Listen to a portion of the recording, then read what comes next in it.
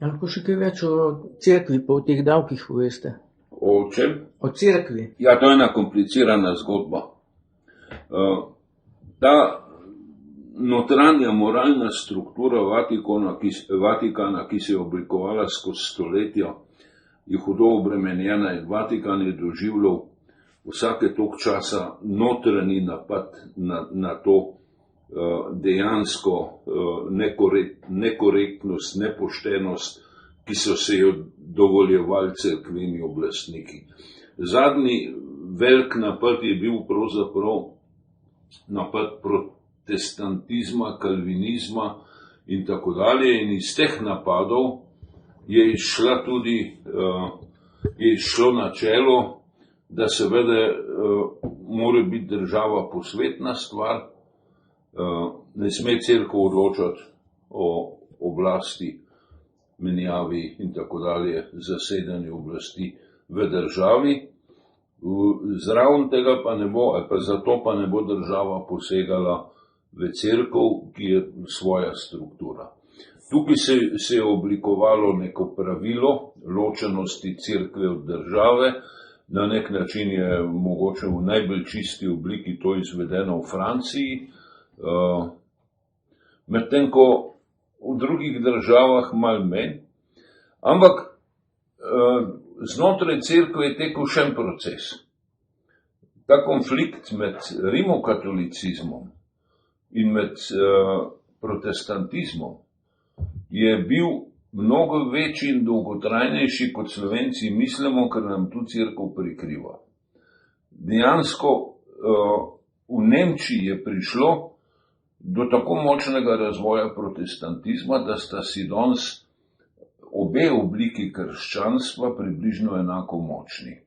In zato si bena ne more dovoliti prehudega pritiska na državo, ker seveda druga na to opozarja in tudi ne pritiska na državni proračun.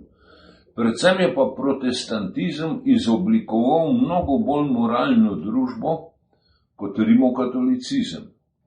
In zdaj, če pogledate stopnjo skorumpiranosti evropskih držav, vidite, da ta od mediteranskega proti severu skorumpiranost naglo pada.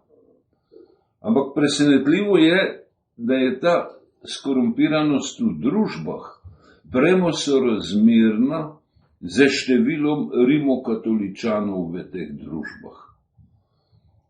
Te družbe, ki jih imamo za neskorumpirane, Norveška, Švedska, Finska, Danska, Belgija in tako dalje, so protestantske družbe. V njih je število protestantov od vseh vernikov 96, 92, 88 in tako dalje. Medtem ko v teh družbah, mediteranskih, Hrvaška, Slovenija, Italija, Španija, je pa seveda gre za čisto prevlado rimokatolištva in seveda zdaj tu število vernih ljudi sicer upada in je to zelo težko meriti. Mogoče še najbolj se da to meriti skozi dva podatka. Eden je tekoče obiskovanje verskih procedur, druge pa stopnja cerkvenih porok. Oba sta padla pod 40% v Sloveniji, medtem ko seveda cerkvena moč pa vse od osamosvojitve naprej narašča in tudi koruptivnost narašča. Mi imamo danes v Sloveniji, ker smo samostojni, višjo stopnjo koruptivnosti, kot smo imeli leta, rečemo, konc 7. desetletja prejšnjega stoletja. In to kaže na določene probleme. Na te probleme kaže tudi položaj žensk, ki je v Sloveniji, ki je mogoče malo boljši kot v nekaterih sosednjih državah, vendar pa seveda v tej politični strukturi je pa bistveno premajhen in lahko iščemo razloge na različnih koncih. Najtežje bi ga seveda našli pri ženskah samih, Mnogo prej bi ga našli v dominantnem vplivu rimokatoliške religije, v kateri je podoba ženske še zmeri popolnoma potisnjena nazaj. In dokler bo katoliška cerkev imela svojo moč na spovedi, na tem, da ne bo sprejela žensk v cerkvene poklice in tako dalje, da se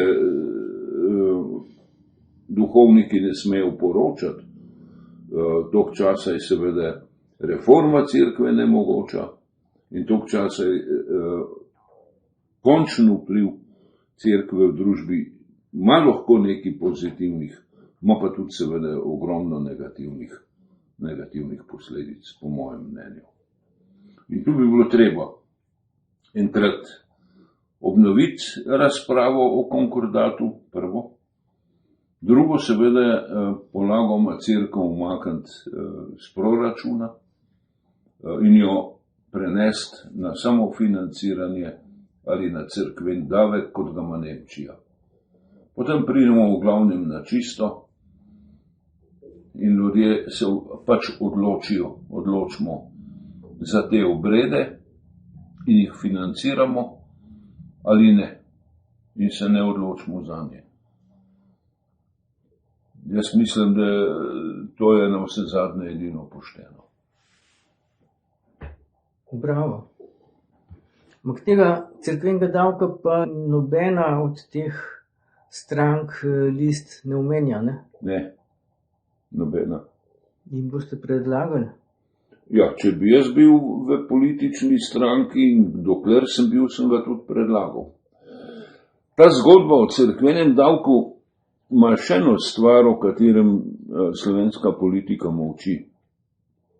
Pozablja, da je na primer eden od pomembnih politikov slovenske samostojnosti in graditve samostojne države bil Pučnik. Jaz Pučnika sem poznal že prej na fakulteti 60. leta, ko je prišel iz prvega zapora, pa potem je spadal v tisto druščino kot jaz, ko je prišel drugič iz zapora. Ko se je povrnil iz Nemčije, je pa imel vizijo, da bi morala Slovenija na nek način imeti tak odnos do religije, kot ga ima Nemčija. To se pravi bolj deliti cerkev od države in ena od njegovih idej je bila tudi cerkveni davek. To je razlog, zakaj je, kljub temu, da je bil predsednik Desusa, moral, ni smel postati predsednik vlade, ko je Desus zmagal, ampak je postal predsednik vlade Peterle, ki je bil predsednik največje od strank Desusa. In seveda potem je bil pritisk tako velik, da je povzročil pri njemu težave, pritisk cerkvenih ali od cerkve odvisnih politikov je bil strahoten. Danes pravimo, izdalo ga je zdravje. Ne, izdali so ga sodelavci. Ni njemu zdravje preprečilo sodelovanje v politiki. Temveč to, njega so iz politike izrinili in potem je zdravje oslabelo. To je bilo evidentno. Jaz sem takrat z njim veliko govoril. Bila sva, on je vodil komisijo za privatizacijo in je takrat predlagal, vztrajal, da sem jaz član komisije. In sva se zelo veliko pogovarjala. In takrat ni rekel samo tistih slavnih besed, Jugoslavija ni več, tu je Slovenija, ne? Takrat je rekel nejavno, enkrat, ko sva sedela tam v nesejni sobi po sestanku, sama je rekel, bodi, je rekel, previden, Vatikanu niči sleherno politiko, ali pa sleherno poštenost v politiki. In ta pritisk na njega ga je močno prizadel. In ko se je moral umakniti kot predsednik SDS-a, se ni umaknil zaradi zdravja, ampak se je zdravje umaknilo zato, ker so ga odstavili. In njegov, bi rekel, naslednik Janša, ki je prevzel SDS, je to zmago dobil s pomočjo dejansko takrat Vatikana in je potem vse skozi plačeval te menice, ki jih je takrat izdal, tako kot te menice plačuje Pahor za svoje volitve. To so pač v politiki dosti razvidne razmere, a ne?